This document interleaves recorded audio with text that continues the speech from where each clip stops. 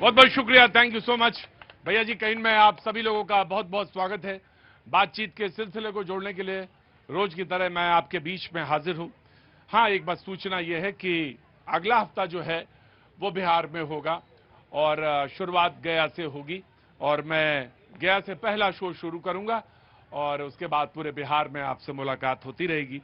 यानी कि north place में लगभग एक 40-45 दिन का ब्रेक तो जरूर होगा जब मैं बिहार में मौजूद रहूंगा। तो आपसे मुलाकात इस हफ्ते है, इस हफ्ते आपसे मुलाकात है। अभी जो बाकी बचे दिन हैं, हाँ हाँ, नहीं नहीं, आप मुझे मालूम है, बड़े बड़े, अरे हुजूर आली, मुझे मालूम है, बड़े बड़े दीवाने यहां से वहां पहुंच जाते हैं लोग। हाँ, तो जिनको मुझे मालूम है वो मिल जाएंगे वहां पे बहुत सारे लोग। हाँ, बहुत बहुत शुक्रिया। आज जी मुझे मालूम है, बहुत अच्छी बात है चौरसिया साहब, आप अपना बढ़िया पोस्टर बना के लाए हैं, मुझे अच्छा लगा। प्रधानमंत्री का आज जन्मदिन है और मैं शुभकामनाएं देता हूं। और आपकी बात बहुत महत्वपूर्ण है क्योंकि बहुत सारे लोग हैं जो बात कहना चाहते हैं लेकिन वहां तक पहुंच नहीं पाती। लेकिन ये शो एक ऐसा ही माध्यम है जो नीचे से तिनके से लेकर ऊपर तक बहुत सारे लोगों की बात कहने का एक उपक्रम है। बहुत बहुत शुक्रिया, बहुत बहुत शुक्रिया, थैंक यू सो मच। इसमें प्रधानमंत्री भी हैं और उनकी स्वर्गीय माता भी हैं और यहाँ पे कई पोस्टर हम देख रहे हैं इसमें। बहुत बहुत शुक्रिया। और आज तो हाजी साहब भी आए हैं और हाजी साहब अब मिठाई के डिब्बे लेके आए हैं। तो मैंने कहा कि डिब्बे क्यों, बोले आज मिठाई बहुत दिनों बाद आप आए। बहुत बहुत शुक्रिया, थैंक यू सो मच। बिल्कुल आप स्वतंत्र हैं, आप अपना मिठाई वितरण भी कर दीजिएगा। बहुत बहुत अच्छी बात है, बहुत बहुत शुक्रिया। अब आप कहें तो मैं शो की तरफ इशारा करूं, शो की तरफ पहुंचूं। जो लोग यहां पे मौजूद हैं मैं उन सब से आपका तारुफ करा देता हूं। अनिरुद्ध प्रताप जी बीजेपी का पक्ष रखेंगे, बहुत बहुत शुक्रिया। जेबा खान कांग्रेस का पक्ष रखने के लिए मौजूद हैं, बहुत बहुत शुक्रिया जेबा, बहुत बहुत शुक्रिया। वैभव श्रीवास्तव जी आम आदमी पार्टी का पक्ष रखने के लिए मौजूद हैं, बहुत बहुत शुक्रिया। राघवेंद्र दुबे जी समाजवादी पार्टी का पक्ष रखने के लिए मौजूद हैं, बहुत बहुत शुक्रिया। मोहम्मद फैज खान साहब राजनीतिक विश्लेषक हैं, बहुत बहुत शुक्रिया। और कुछ देर में पवन जी भी जो आर्थिक मामलों के जानकार हैं वो यहाँ पे मौजूद रहेंगे। बातचीत का सिलसिला शुरू करते। कहाँ से आना हुआ आपका सर? मुखर्जी नगर से। मुखर्जी नगर से। क्या नाम है जी? हरीशचंद्र सहगल। हरीशचंद्र सहगल, बहुत अच्छा बात है, बहुत बढ़िया बात है। कुछ कहना भी है आज कि बस आज आप शो देखेंगे? बस मोदी को, हाँ हाँ, मोदी जी को, सारे परिवार को बधाई। अच्छा, मोदी जी के परिवार को बधाई। देश को बधाई। हाँ, बहुत अच्छी बात है। तो इतनी धीरे से क्यों बोल रहे हैं साहब? हाँ, इतनी धीरे से मैं ही नहीं सुन पाया, बगल में खड़ा था आपके। बहुत बहुत शुभकामनाएं सर, आपको भी बहुत बहुत बधाई जी। यकीनन मैंने वहीं से बातचीत शुरू करी, पोस्टर बना के लोग लाए हैं, बहुत बहुत शुक्रिया। प्रधानमंत्री जी ने आज जो बात कही मैं उसको रख देता हूं, डिबेट पर सीधे आता हूं। बाकी जिनको जुड़ना होगा डिबेट से, कहां से आई आप? कौन सी कॉलोनी? निरंकारी कॉलोनी। बहुत बहुत स्वागत है। क्या नाम है आपका? मैं एंकर रौनक चड्ढा, मैं भी एंकरिंग करती हूँ आपकी तरह। नहीं नहीं, आप हमसे बड़ी हैं। हाँ, और यही है तरीका। रौनक, आपने नाम अपना बताया? रौनक। रौनक जी, बहुत बहुत स्वागत है आपका। तो आरजे हैं आप जी? आप टेलीविजन में हैं? नहीं, मैं फ्रीलांसिंग एंकरिंग करती हूँ। फ्रीलांसिंग एंकरिंग कर रौनक ही लगाती हूँ सबकी महफिल में। अच्छा अच्छा अच्छा, बड़े, अरे नहीं, आप आ गई हमारी महफिल में भी रौनक आ गई। मेरे पापा ने कहा था आपका शो देखते हैं, कहते तुम दिल्ली में रहती हो, एक बार जाओ ना उनका शो देखो। लकीली आज मैं आई हूँ यहाँ पर, प्रधानमंत्री नरेंद्र जी का जन्मदिन है और आज से मुलाकात हो गई। जी, प्रधानमंत्री नरेंद्र मोदी जी का जन्मदिन है और उसमें मुलाकात हो गई और मेरा तो दिन बना दिया आपने। आप आ गई यहाँ पे, मुझे बड़ा अच्छा लगा। हाँ जी, आपने रौनक लगा दी और मुझे बहुत अच्छा लगा। बहुत बहुत शुक्रिया, थैंक यू सो मच। मैं बस देख ही रहा था कि कैसे कौन खड़ा है। प्रधानमंत्री जी ने कहा कि महात्मा गांधी ने स्वदेशी का एक सपना दिखाया था और हमें उसे मिलकर पूरा करना है।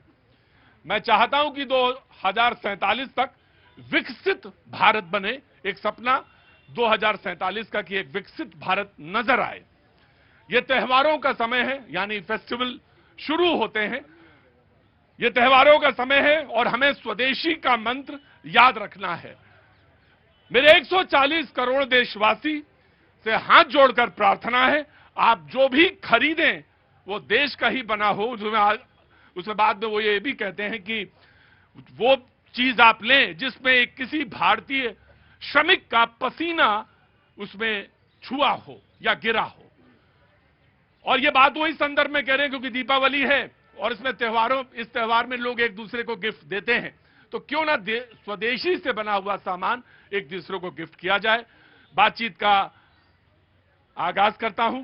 2047 का सपना है। ज़ेबा खान से बातचीत का शुरुआत करूंगा। ज़ेबा जी कांग्रेस की प्रवक्ता हैं, प्रधानमंत्री जी ने एक सपना दिखाया है और उसके साथ साथ ये भी कहा है कि स्वदेशी का मंत्र आगे लेकर बढ़ना चाहिए। प्रधानमंत्री मोदी जी ने 2014 में भी देश के जो युवा है उनको एक सपना दिखाया था, प्रति वर्ष 2 करोड़। इतना नाराज क्यों रहती हैं आप हमेशा? प्रति वर्ष 2 करोड़ रोजगार का। और आज प्रधानमंत्री मोदी जी के जन्म दिन को हम बेरोजगार दिवस के रूप में मना रहे हैं, क्योंकि पूरे देश में बेरोजगारी जो है आजादी के बाद सबसे ज्यादा बढ़ गई है। जुमले देने से कुछ नहीं होता है। देश के युवाओं को रोजगार दीजिए। एक तरफ बिहार में जो पढ़े लिखे युवा है, बेरोजगार इंजीनियर है, वो अपनी डिग्रियां फाड़ रहे हैं। जब युवा रोजगार मांगने जाते हैं तो लठ बरसाई जाती है। ये आपका सपना है? अरे झूठ बोलने से, जुमले देने से कुछ नहीं होगा। रोजगार नहीं मिलेगा, महंगाई नहीं खत्म होगी, बेरोजगारी नहीं खत्म होगा। मोतिहारी में फिर मर्डर कर दिया गया है एक व्यापारी की, उस पर बात कीजिए। टीवी में आकर देश को जुमले देने से कुछ नहीं होगा। हाँ जी जी जी, मैं आराम से एक एक करिए। जी जी जनाब। प्रियंका गांधी जो है उनकी बेरोजगारी खत्म हो गई। कोई बात नहीं, मेरे यहाँ तो ये परिपाटी है। मेरे यहाँ की एक परिपाटी है। जिस दिन जन्मदिन होता है उस दिन बधाई दी जाती है। कोई हो, बधाई दी जाती है। लेकिन मैं अब क्योंकि बातचीत शुरू हो गई ना, ज़ेबा बैठिए, नहीं मैं आपसे पूछा, मिसाल के तौर पे आप अगर सत्ता में आएंगी बिहार में, तो आप ऐसा क्या करेंगी कि ये सारी तस्वीर बदल जाएगी? सबसे पहले हाँ जी, हाँ जी, लिखित तौर पे कांग्रेस को पूछना। लिखित तौर पे कांग्रेस से पूछना। सब कुछ हम तो लिखित तौर पे देने के लिए तैयार है और देने की जरूरत नहीं है। हम जो वादे करते हैं उसे पूरा करते हैं। आप राजस्थान की सरकार हो, कर्नाटक की सरकार हो, जहां भी हमारी सरकार होती है, झूठ नहीं बोलता। लेकिन कभी लिखित तौर पर भारतीय जनता पार्टी से भी कुछ ले लीजिए आप लोग। आज नहीं, आप उनको लानत भेज रही है ना, तो आपसे पूछा जा रहा है कि आप तस्वीर कैसे बदलेंगी बिहार की? मैं बता रही हूँ, हाँ। युवाओं को रोजगार दिया जाएगा, हाँ। किसानों के कर्ज माफ किए जाएंगे, हाँ। और 25 लाख जो सभी को स्वास्थ्य के लिए पैसे दिए जाएंगे, हर गरीब महिला को 2 लाख स्वरोजगार के लिए पैसे दिए जाएंगे, और 2500 प्रति माह रुपए दिए जाएंगे हर महिला को। रुको, हाँ, ये मतलब, हाँ रुके, आ गया ज़ेबा, आ गया। ये सब दिया जाएगा। बीजेपी तो कह रही है हम ऑलरेडी दे रहे हैं, तो आप कौन सा नया चीज कर रही हैं उसमें? कहां पर दे रहे हैं? सिर्फ टीवी पर दे रहे हैं, चैनल्स पर दे रहे हैं। बेरोजगारी चरम पर है। Right Zeba, I have taken your point. Now you have to be. जी हाँ जी, मलेशिया घूमने जाएंगे और कुछ नहीं करेंगे। कहाँ जाएंगे? मलेशिया। कौन घूमने? कौन? राहुल गांधी। नहीं, कोई बात नहीं। अरे कोई बात नहीं। अरे ये जनता है, ज़ेबा, ये जनता है। अरे ज़ेबा,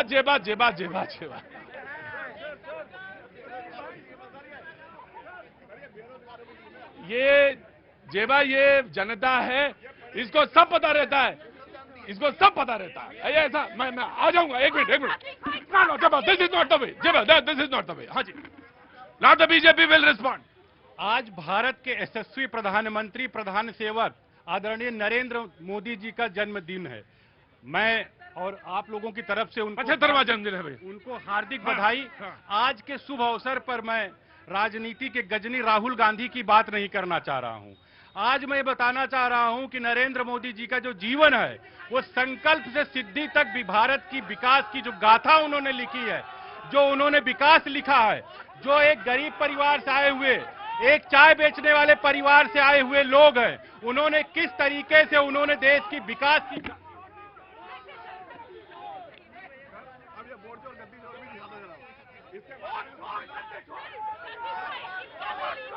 एक मिनट।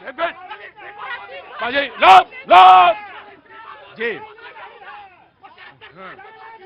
आज उनका जो जन्म दिवस है, आप ये जानिए। ज़ेबा, देखिए, मैं तुमको वार्निंग दे चुका हूं एक बार। तुमको मैंने 2 बार तुम्हें शो से मैंने निकाला है, और अब बार नहीं। मैं तुम्हारी बात नो देखिए विकास की जो गति चल रही है वो अभी राहुल हमने गांधी किसी को ने- हजम होगी ना किसी को हजम होगी। ये वंशवाद की बात करते हैं। नरेंद्र मोदी जी विकासवाद में जुटे हुए हैं। वो देश में कहते हैं, ये कहते हैं कि लोगों के माओं के आंखों से आंसू गिरे। उन्होंने उज्ज्वला सिलेंडर दिया, उन्होंने डिजिटल इंडिया दिया, हाईवे से हाईवे तक पहुंचाया, लेकिन इनको विकास नहीं दिखाई देगा। ये विकास किस चश्मे से देखते हैं? अभी ये बात कर रही थी इतने रोजगार देंगे। तेलंगाना में वादा किया था रेवंत रेड्डी ने, जैसे आएंगे संविदा कर्मियों को परमानेंट करेंगे। कितने रोजगार दिए उन्होंने? अरे राहुल गांधी जी गजनी बने घूम रहे, कम से कम हिमाचल का वादा याद कर लेते। राहुल गांधी जी पर टीका टिप्पणी करने से पहले सोच लीजिए, झूठे नहीं है और वोट चोरी करने की जरूरत नहीं है।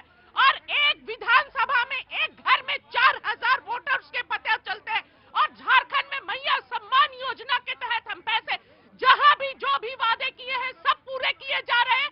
झूठे वादे नहीं करते। अब देख लीजिए इस शो में लोग बोल रहे हैं वोट चोर, गद्दी छोड़ के नारे लगा रहे। उधर दिखाइए, दिखाना चाहिए। इंदिरा गांधी सत्ता चोर थी कि नहीं? मैं एक मिनट जेबा, मैं मोदी के नारे दिखवाऊं?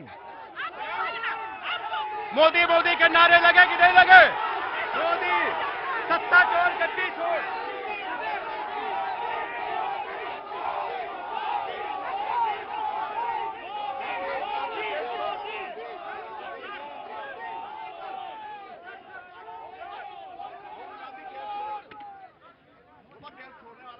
मैं तुमको अंदर करूंगा, बता दो। एक मिनट, सारे लोग शांत भाव से, जिसको भी कहनी है बात, अपनी बात कहनी, उसको बात कहने का अख्तियार है। लेकिन ये नहीं, कोई नारे नहीं, ना इधर के ना उधर के, चुपचाप।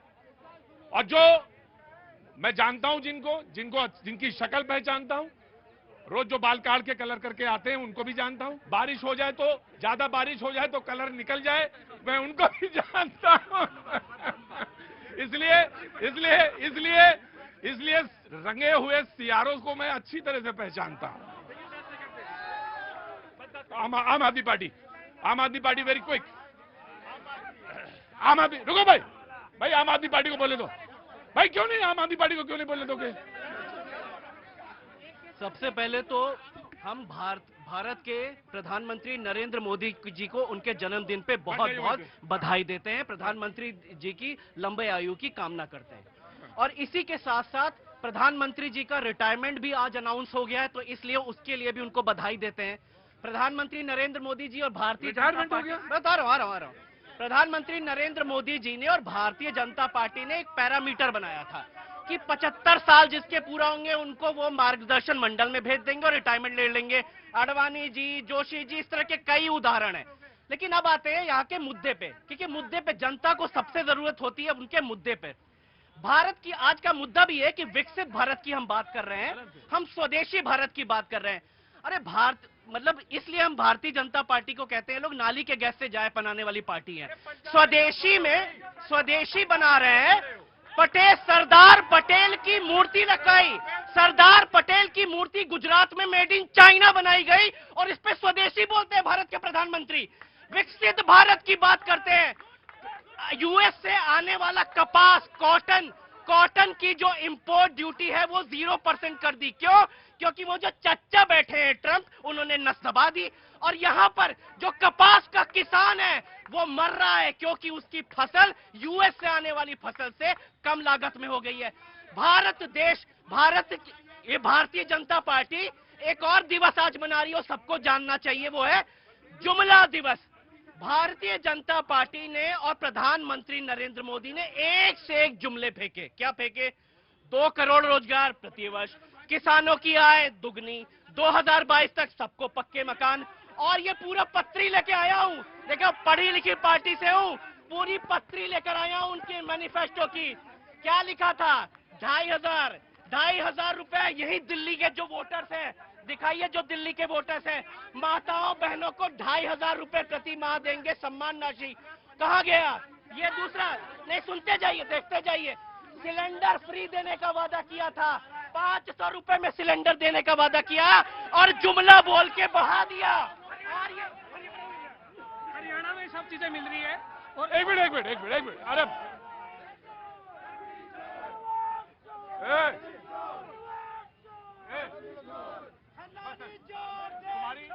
आराम से, आराम से, आराम से, आराम से।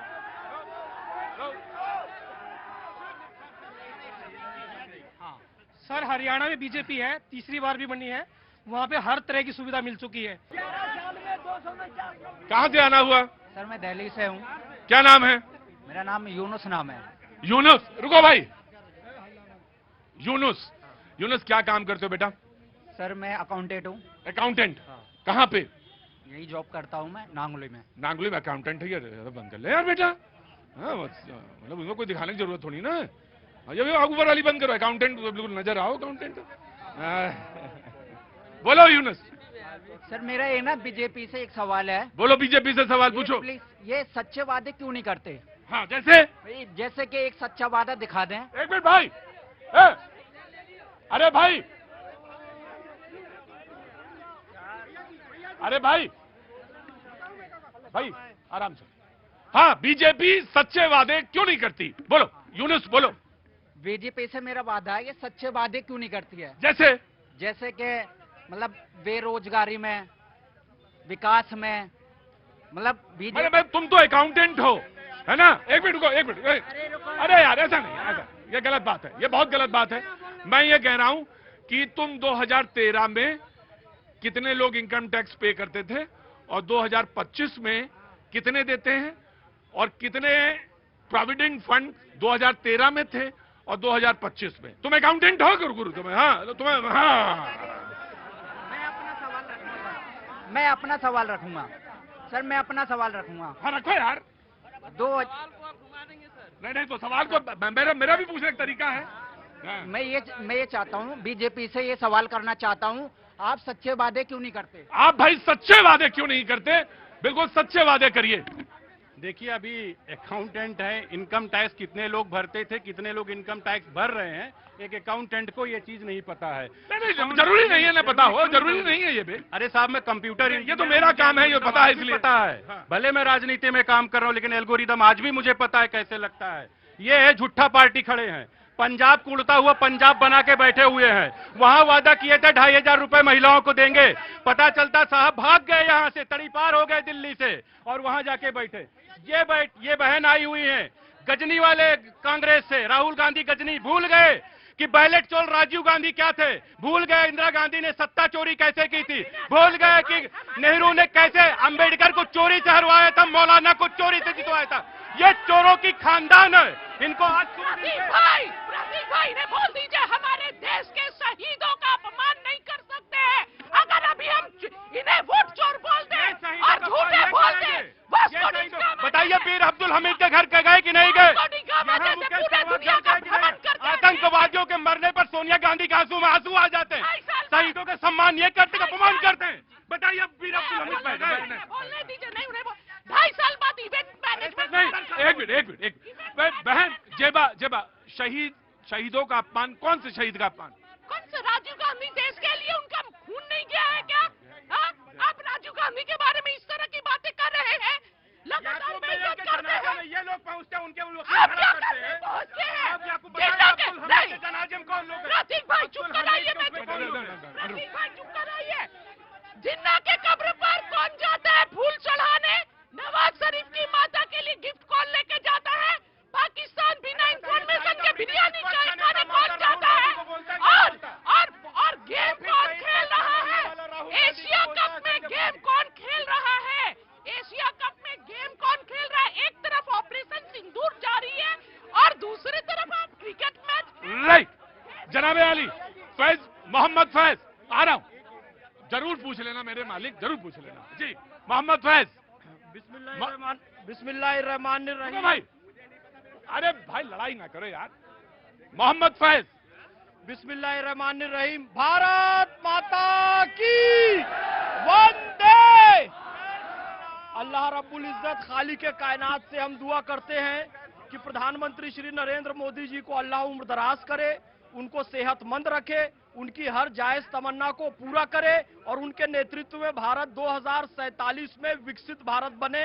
हम अल्लाह से ये दुआ करते हैं कि अल्लाह हम सबको नेक रास्ते पर चलने की तौफीक अता फरमाए और खास तौर से एक भारतीय मुसलमान होने के नाते अल्लाह की बहुत बड़ी नेमत है प्रधानमंत्री श्री नरेंद्र मोदी जी, क्योंकि इंस्टेंट ट्रिपल तलाक का मामला मुस्लिम उलेमाओं और मुफ्तियों को पूरा करना चाहिए था, पूरा किया नरेंद्र मोदी जी ने। आमीन आमीन आमीन। वक्फ अमेंडमेंट एक्ट का काम, सुधार का काम मुस्लिम दानिश्वरों की तरफ से आना चाहिए था, पूरा किया प्रधानमंत्री श्री नरेंद्र मोदी जी ने। सीएए, एनआरसी और 370-35 से आना चाहिए था, मुसलमानों की ओर से पूरा किया। मोदी जी ने अल्लाह हर शय पर कादिर है, मुसलमान काम नहीं करेगा, अल्लाह मोदी जी से काम ले लेगा और मोदी जी से अल्लाह ने काम लिया। और सुनिए, इतना ही नहीं, आयुष्मान कार्ड योजना हो, आवास, प्रधानमंत्री आवास योजना हो, उज्ज्वला योजना हो, किसी भी योजना में किसी मुसलमान के साथ भेदभाव नहीं हुआ और इसका परिणाम है कि 26 देशों ने मोदी जी को सम्मानित किया, उसमें 11 मुस्लिम देश है।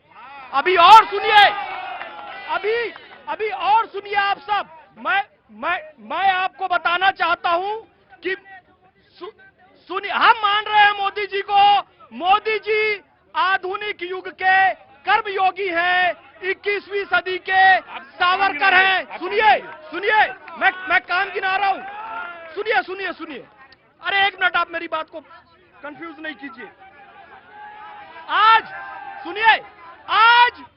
विश्वकर्मा जी की जयंती है। विश्वकर्मा जी के वंशज एक सुथार भाई रामवंजी सुथार ने सरदार वल्लभ भाई पटेल की प्रतिमा को डिजाइन किया और भारत की कंपनी लार्सन एंड ट्रूबो ने उसे बनाया है। सत्य यही है, इस बात को स्वीकार करो। राइट। समाजवादी पार्टी, ऐसे तो नहीं, मैं आऊंगा, अब तुम खड़े रहो, पहले खड़े रहो। क्या हो गया तुम्हें, क्या दिक्कत क्या हो गई बेटा, आराम से खड़े रहो ना। सर पहली बात, क्या नाम है बेटा? राजेश कुमार। राजेश कुमार, क्या काम करते हो बेटा? सर जी प्राइवेट लिमिटेड कंपनी में जैक्सन सोलर में रहते हैं। बहुत बहुत शुक्रिया, बहुत सर बहुत। पहले बात ये कहना चाह रहा हूँ, प्रधानमंत्री जी के जन्मदिन की हार्दिक हार्दिक शुभकामनाएं, दीर्घायु में बदल, लेकिन भगवान उनको बल और बुद्धि जरूर दें कि अपनी माँ को माँ समझे, दूसरे की माँ को भी माँ समझे, किसी की माँ को माँ समझे, दूसरे की माँ को माँ। ये कहते हैं खून और पानी एक साथ नहीं बह सकता है, और एक पाकिस्तान हिंदुस्तान का मैच खिलाते, थोपता हूँ ऐसी पार्टी पे। राइट, ठीक है बेटा, आराम से कूल डाउन। तुमने अपनी बात, आराम से अजय जी। सबसे पहले देश के प्रधानमंत्री आदरणीय मोदी जी को उनके 75वें जन्म दिवस पर अशेष और विशेष शुभकामनाएं। बात ये नहीं है कि प्रधानमंत्री जी का जन्म, एक मिनट भाई, मैं उन लोगों को भी सांत्वना देना चाहता हूं जिनको 75 की उम्र के कारण बीजेपी में निकाल के बाहर कर दिया गया, उनको भी। रुको मेरे भाई, मैं समाजवादी पार्टी का ही इंतजार कर रहा था कि ये अपने मुंह से कब कहते हैं कि जिनको निकाल कर किनारे कर दिया गया था और जिनको मंच पर धक्का दे दिया गया था।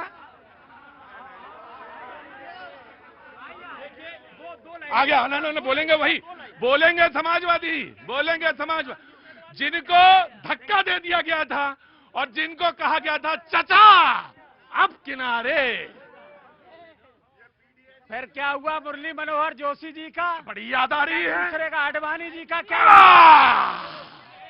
आज ये उदाहरण दे रहे हैं मुरली मनोहर जोशी जी का और उन अडवाणी जी का जिनको इन्होंने गिरफ्तार कर लिया। अरे मेरे मालिक, आप क्या है राजनीति वो होती है जो स्वच्छता की बात करते हैं, जो ईमानदारी की बात करते हैं। तो आपने सुनिए, तो भाई सुनिए मेरी बात। जब नहीं मैंने सुना, तुम्हारी इंतजार कर रहा था। जब तुमने ये बात क्यों नहीं सुनी जो राष्ट्रीय स्वयंसेवक संघ के सरसंघचालक ने अभी कही? वो तो तुमने कोट किया नहीं। क्या कहा उन्होंने? मैं भी करूंगा। क्या कहा उन्होंने? इसके पहले क्या कहा? अच्छा, कहा कि 75 साल होकर के रिटायर हो जाओ। अब इनके ऊपर है कि ये होते नहीं होते। देखिए, बिल्कुल कहा नहीं, अभी तो कहा, अभी तो उन पर दबाव आया तो कहा। दबाव कहां से आया? नहीं, ये दबाव कहाँ से आया? अरे प्रधानमंत्री जी और आपको कैसे पता चला? आपको कैसे पता चला? इसलिए कि पहले बयान अपनी पार्टी का पता नहीं है दबाव कहाँ से है, दूसरे की पार्टी का दबाव पता है। मैं ये कहना चाहता हूँ कि प्रधानमंत्री जी ने बहुत सारे वादे किए। हाँ, आज उनका अब मुद्दे पे आओ। 75वां जन्म दिवस है उनका। अब मुद्दे पे आओ। बेरोजगारी बहुत चरम पर है। 2 करोड़ लोगों को नौकरी देने का वादा किया था हर साल, वो अपना वादा भूल गए। दूसरा उन्होंने कहा था काला धन आएगा, नारा लगता था काला धन आएगा। 100 दिन में वापस लेने की बात की थी, आज 11 साल से ज्यादा हो गए। क्या वो काला धन वापस आया? नहीं आया। वो आमदनी किसानों की दोगुनी करने की बात कर रहे थे, क्या किसानों की आमदनी दोगुनी हुई? नहीं हुई। आराम से, नहीं भाई, आराम से। हाँ जी, नमस्ते। नमस्ते। जी नमस्ते, बोलिए क्या कह रही थी? मैं इनसे ये पूछना चाहती हूँ कि मोदी जी ने माना कि काला धन नहीं आया है, उसमें थोड़ा वक्त लग सकता है, क्या पता उनकी प्लानिंग चल रही हो, मगर उन्होंने गोल्ड तो लाया ना, वो गोल्ड तो लाए ना। वो अभी आपने न्यूज सुनी होगी ना, कितना केजी गोल्ड लेके आए हैं, जो कांग्रेस ने उधार दे दिया था अपने जमाने में। और जो पार्टी अपनी देश की सेना पर उंगली उठा सकती है, वो देश का भला नहीं कर सकती, वो देश का भला नहीं कर सकती। जो आतंकवादियों को रात में निकाल सकती है। मैडम अंदर आइए। लो, you will stand over here. लो, मैंने नहीं देखा आपको। आप तो देख लीजिए। मेरे कान पे बोलोगे मैं भगा दूंगा। हाँ।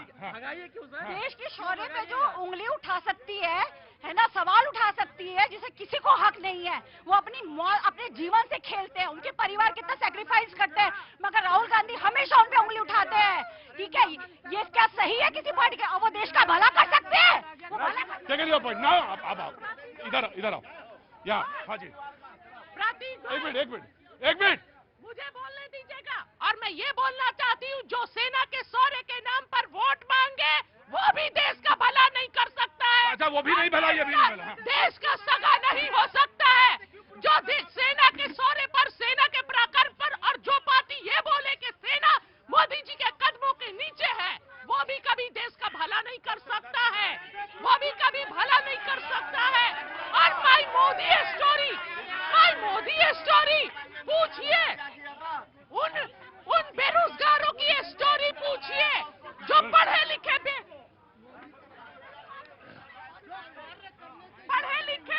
युवा जो बेरोजगार है, नौकरी नहीं है और ठोकर खा रहे हैं, अपनी डिग्रियों को जलाने पर मजबूर है, उनसे पूछिए माई मोदी स्टोरी क्या है। और जो घरेलू बचत है, सदी में सबसे ज्यादा कम हो गई है। घरेलू बचत इतनी ज्यादा महंगाई है, उस पर वो माई मोदी स्टोरी। पानी पी लीजिए, पानी। आराम से जेबा, पानी। नहीं, अब नहीं, एक बार पूछ लिया मैंने, इसके बाद नहीं पूछूंगा। 26/11 को देखिए, आज बड़ा शुभ दिन था, मुझे नहीं लगा ये सब। पीछे आ जाए, आराम से। नहीं भैया, कोई गलत बात है जी। 26/11 नहीं, कोई बाकी लोगों से कोई नहीं बोलेगा। मैं आ रहा हूँ, जिसको बोलना है हाथ उठा लेगा, ये तरीका नहीं। हाँ जी। 26/11 को पाकिस्तान ने अटैक करता है ताज होटल में। राहुल गांधी की सरकार, कांग्रेस की सरकार थी, सिंगल उस पे चू नहीं बोला। और उसके बाद बताइए कितने क्रिकेट मैच खेले गए। सरमल शेख में मनमोहन सिंह सरेंडर करके आ गए। ये इनकी है, ये सेना को गद्दार मानते। सर्जिकल स्ट्राइक के सबूत ये लोग मांगते हैं, ये सेना को गद्दार ये मानते। 71 में सेना ने जीता, ये 54 सैनिक नहीं छुड़ा पाए, ये हरदम घुटने टेके हैं। बताइए ना,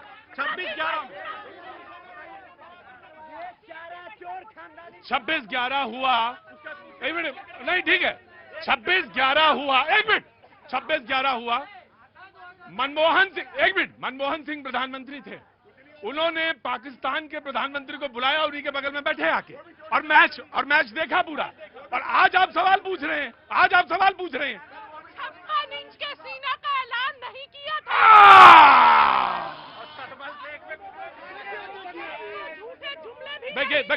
देखिए, मैंने सिर्फ वही फैक्ट एंड फिगर रखा। आपने जब पाकिस्तान के प्रधानमंत्री को जब आपने इनविटेशन दिया, तो कौन सा दबाव आपके ऊपर था, यह भी तो जानना चाहिए ना। नहीं, और जब सीज़फायर किया बिना बताए, और मैंने जो सवाल पूछा, उस सीज फायर के बारे में विदेश की धरती से पता चला कौन सा दबाव था। और अभी एशिया कप खेलने गए हम पाकिस्तान के साथ, एक तरफ ऑपरेशन सिंदूर जारी है, रगों में गर्म सिंदूर बहता है। क्या महिलाओं की, माताओं की खून उन बच्चों जो ठीक है, मैं जब पीछे पीछे मत आया करो इधर आज देखिए हो गया। इसीलिए इन लोगों को राजनीतिक गजनी कहता हूँ। अपना किया धरा सब भूल जाते हैं। इंदिरा गांधी जी ने 93,000 सैनिक जब सरेंडर किए थे पाकिस्तान के, 54 सैनिक नहीं छुड़ा पाई, और उसके बाद में क्या कितनी मूवी बन गई। लेकिन एक बड़ी खबर जो आई उसको मैं आपसे साझा करना चाहूंगा। यकीनन वो